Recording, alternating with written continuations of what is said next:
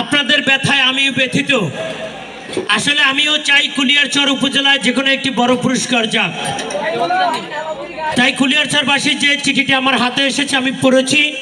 তবে ভাইয়া এতটুকু মনে রাখবেন যে আমাদের এই খেলার মাঝে বিন্দু মাত্র কোনো কারচুপি জুয়াচুরি নেই, এটা সম্পূর্ণ ভাগ্য লটারি।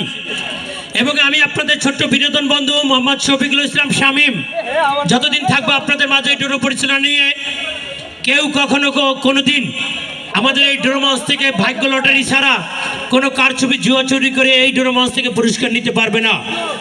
আপনারা লক্ষ্য করবেন আমাদের প্রথম রজনী থেকে গতকালকের রজনী দশম রজনী পর্যন্ত আমরা যারা পুরস্কার দিয়েছি যে সৌভাগ্যবানকে, আপনারা প্রতিটি আমাদের এখানে রেজাল্ট শিট রয়েছে, আপনাদের কাছেও রয়েছে।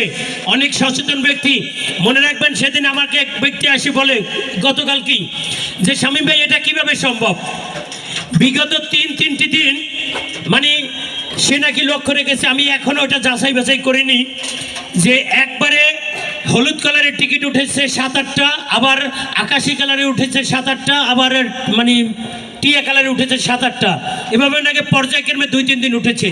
আসলে আমরা এইদিকে খেয়াল রাখি না ভাইয়া, আমরা শুধু এতটুকু খেয়াল রাখি আমাদের খেলাটা কতটুকু স্বচ্ছভাবে আপনাদের মাঝে উপহার দিতে পারি। বাচ্চা এখানে টিকিট তুলবে, যে টিকিটটা স্বচ্ছ, আপনি যে টিকিটটা